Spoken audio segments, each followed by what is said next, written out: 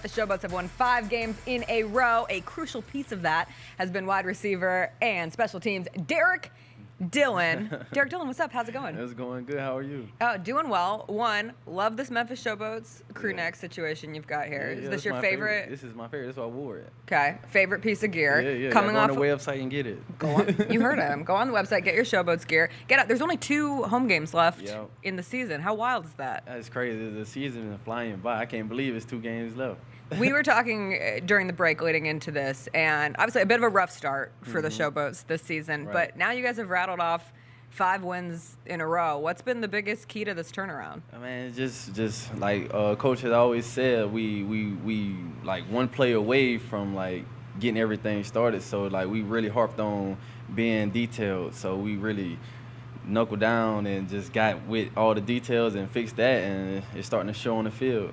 You talk about one play at a time, and if there's one play that really like highlights your season and honestly represents the fun highlights that the Showboats are putting out week in and week out, it's your big missed kick return for a touchdown, 109 yards, tied for the longest kick return in pro football history. At what point in this run did you know you were taking it all the way? Right there, Right when there? I cut back across the field. And my roommate, actually, I just see him waving, like, come on. Look, there he go. He was waving, like, come on. When I saw that, I was like, yeah, everybody got the block. I'm going to score this. That was when you knew. What was the response like? Did you just get a million calls? Man, I didn't even know I broke the record. I'm going to tie the record. Like, I came back into everybody slapping my helmet, this and that, and then I peeked at my phone real quick at halftime. I had like 40 messages. I'm like, I ain't never had this many messages. And then I got on social media after the game, and I was like, wow, what's going on? Then I did an interview with Miss Stephanie, and that's when she told me, like, you just tied the record for the longest missed kick. And I was like, wow, it blew my mind. I didn't know it. Did you answer all of those messages? No, I did not. I still have some on red right now. I respect that. It's hard. Yeah, I just put it on social media. Thank everybody for congratulating me, and sorry I can't get to you. We had Jasmine Carson, who was on the national championship winning LSU women's basketball team, and she had a similar, like, just a breakout performance in that national championship game. And she said just the notifications coming in, like you would look at your phone and it was so overwhelming because you were just like gaining new followers and people reaching out and people you hadn't heard from in forever. So I can understand that's a little overwhelming. Who's the coolest person you heard from after it happened? All my LSU buddies, like everybody from the national championship team. Wow.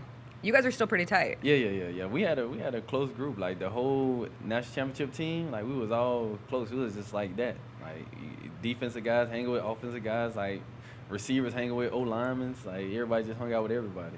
15-0 is a pretty memorable year, and for it to end with a national championship, of course. But is there one memory from that season that stands out to you as your favorite piece of it all? It's probably just the national championship and coming in the locker room and dancing with Odell and all the other vets. You know, it's just everybody was in there dancing with us, celebrating like they just won the national championship also. It was a great feeling. What's OBJ like? Oh, he's crazy. He's a wild guy. But he's a lot of fun, man. He's a lot of fun.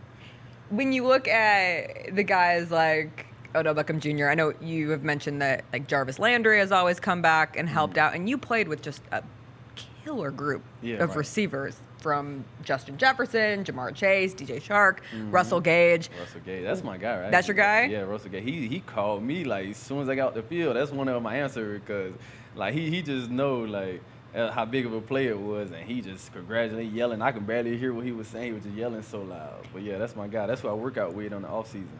So you do still continue to work out, and when you look at those guys who are in the league, which I assume that's the goal that you're ultimately still chasing to get back in there, what's it like? Like, do you learn from each other? Are you constantly picking his brain on like how you can advance your game? Especially Russell, because like we play the same position in college, so I always just ask him, like, especially if he like watch my game, and like, what you think I could do better on this route, or what you think I could have did better on this right here and there. So we always picking each other's brain, like, you know, I like this, I like that. So yeah, we always do that all day. Is Joe Burrow as cool as he seems? Oh man, cool as a fan. He's one of the coolest guys I know. Do we think that Joe Burrow is definitively the coolest quarterback in the NFL? Most definitely. What is it about him? Just his demeanor. He's just a cool guy. He walk cool, he talk cool, just everything cool about it, even the way he dressed. Do you remember the first time that you met Joe? Yeah. What was that like? Well, really, I'm not a very friendly person, so like, yeah, he came up to me, talked to me, like, yeah, can't wait to get excited. Hey, all right, bro, yeah. But then after we got to knowing him a little more, yeah, it was we just really clicked, cause he used to be my like we ride to the games on the bus, like me and him, that was my bus partner. So like every game we sat together. Did you guys listen to music together or Nah, just like chat about life? We got different type of music. Different types? What's your type of music? I just like Rod Wave and stuff like that. Okay. He listened to Kid Cudi. That's not my type of guy. You haven't listened to the new Kid Cudi song that came out this weekend? Nah. Gotta get on it. It's pretty good, actually. I might have to try it out. Okay. That LSU team was just, it was such a fun season of college football, obviously. So many massive personalities, and one of the biggest personalities is Coach O.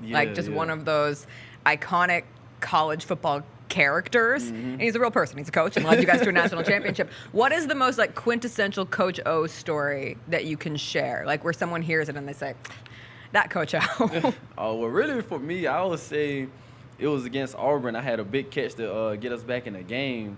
And every time he see me, how long was that touchdown? That was his go-to, and it was like 71 yards. And I'm like, yeah, there we go, baby, there we go. He just walk off every time. Does everybody do a Coach O impression? Yes. People on the team, they just come up to me like, is this close to Coach O? Like, they'll do the voice and everything. I'm like, yes, bro, you sound just like him. Okay, give me you just gave a little bit, but give me your best. Like, dig deep and give me Coach O. Or how it goes. It's like, let's go, baby. Let's go. Scrap your helmet. It's perfect. And if someone heard that, they would immediately know, oh, he's just doing a Coach O impression.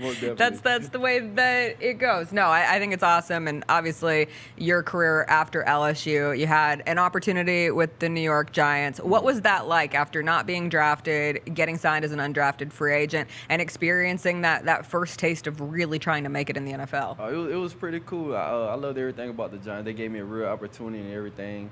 And it just didn't work out toward the end because of injuries and all. But it was a great experience, and I learned a lot at the Giants. And it was like one of my favorite places to be. Big New York fan? Yes, most definitely. Especially coming from a country town. Yes, I love New York. You're from a small town in Louisiana. What's it called again? Yeah, Franklinton, Louisiana. Franklinton. Less than 4,000 people. Yes, Yeah? yes. What was it like growing up in such a small place? Man, it's just everybody knows everybody. Like, everywhere I go, everybody knew me. Everybody knew my family. So it's really nowhere I can go without nobody knowing who I am. How supportive is that community of you man, now? My community, I love my community. Big shout out to them because they support me each and every way because, like, after the touchdown, there was a lot of people on Facebook reposting me, calling me and everything. So they support everything I do, and they always been behind me since high school. You were the first kid from your high school to ever receive a D1 scholarship. How hard did you have to work to get recognized? What was your recruiting process like? It was extremely hard because, like we said, I was the first one, so a lot of people didn't know about me. So it all started when I went to a Southern Miss camp. And after I went to the Southern Miss camp, I did amazing at the camp, and they offered me. And I think Mississippi State caught wind of it. And after Mississippi State caught wind of it, they came and offered me. And then it just started pouring in right after that. And just like each and every other week, I had a coach coming to my school. And people was like, oh, my God. They'll come get me out of like classmates. They'd be in the window, come here. I walk out, I got to go to the restaurant. I walk out, what's up? They was like, man, I just seen, like, Tennessee coach, or I just seen Florida coach. And it was just crazy. Like, they were just starstruck. Well, in a town of less than 4,000, if a big-name SEC coach comes rolling in, like, I feel like that's pretty big news. What ultimately ended up being, like, the deciding factor that LSU was the right spot? Oh, well, because I was originally committed to Florida all the way up until right before signing day, and that's when Muschamp had got fired. And then when Muschamp got fired, that's when LSU came at me real hard. But, you know, you growing up in Louisiana, you automatically going to be an LSU fan. So all they had to do was push real hard, and they did. And I just looked at the factors, you know, being at home, all my family can come see me. They're a winning team. They put out NFL product yearly. So feels like daily sometimes. Yeah, that's what I'm saying. So many of us. So I was like, might as well. And it turned out great for me. Was football always your sport? Yes, I've been playing football ever since I was like 4, I believe. When was the first time that you knew that you were pretty damn good? When I always played with the older guys and I was making plays on them and beating them. And so like, I was like 5 and 6 playing with the 7 and 8, and I was still scoring touchdowns. So that's when I knew. That was the time. And look at you now. Now you're getting calls from the Pro Football Hall of Fame. I heard that after your record-tying return, they asked you for your gloves. Yeah, what, right. What went down with that? Oh yeah, I just know I got a call from Miss Stephanie. She was like, "Yeah, I just talked to the Pro Hall of Fame, and they'll like to have your glove to put it on display from the touchdown." I was like, "Well, hell, take them." And that was great. Well, that was my first time wearing them that game. I just bought them. So they were new gloves. It was new gloves. Oh, that's incredible. I mean, does that just feel absolutely surreal to you? Like, Right. as you're continuing onward through this journey, you're playing in the USFL, you're here in Memphis, and now a piece of your game is forever going to be a Right. part of the Hall of Fame. Right. And that's what still mind blowing because I still can't believe it. Like, it's going to be there forever. And everybody tell me all the time, like, that's going to be forever. That's going to be in history forever. So now they always call me Mr. 109. Mr. 109. Do you like that? Not really, because Not really. Not really, because I don't like being in the spotlight. I like to, just lay back and just do what I do. You're a wide receiver who doesn't like being in the spotlight? Yeah, that's weird, right? What a different approach for that. Right. Okay, what's a nickname that you do like if you don't like Mr. 109? I like D-Dill. A lot of people call me D-Dill or D-Dillon. It's real laid back, chill is my name. So. It rhymes with chill. Yeah, D-Dill. yeah. So very Exactly. chill. All right, well, we're going to call you Mr. 109 because That's it was pretty great. If the USFL postseason started today, the Memphis Showboats would be in it. How often are you guys, if at all, talking about the postseason, or does Coach Haley truly keep it coach speak one game at a time? Exactly, one game at a time, because we don't want to look ahead, because, our division is so tight. One loss, we can go back at the bottoms, because, everybody's just neck and neck. So we just try to keep it one game at a time and just win, and everything will play out. And you guys have won 5 in a row. Right. How, not difficult, but what's the challenge like for you as you hope that the Memphis Showboats are a step in your journey and would obviously like to get to that next stage in the NFL? What's it like balancing knowing that, you're still trying to take another step in your career and trying to prove that you deserve that next shot? Me, I just try to stay consistent. That's the biggest thing from being a professional, just being consistent. And as long as I stay consistent and keep making plays like I make plays, everything take care of itself. All right, I want to do a quick word association with you where when I say a name, you're going to tell me one word that comes with those people. Okay? You ready? Yes. We're going to start with Coach Haley. Coach Haley. Funny guy. No, I'm going to Funny say guy. a non-dancer. Wait. Now I can't just say a one word. A non-dancer? Have you seen the video after we beat the New Orleans team? Yes. He's trying, man. No, man. Brutal. You just can't do that. Wow. Throwing the shade at your coach on a Monday morning. I like how you went from funny guy to he's a non-dancer. But aren't the funny guys usually the non-dancers? Oh, but man, you can have some type of moves. That was just terrible. Can you help him? I know I can. Can anyone help him? Who's the best dancer on the team? Juwan Washington. Juwan Washington. Yes. All right. So he's going to take the lead when you Yes. guys are doing a championship dance. exactly. We'll speak it into existence. All right. Well, we got great words for Coach Haley. Next up, I'll ask you for Cole Kelly. Cole Kelly. Let me see. Oh, man, Cole Kelly. That's a hard one.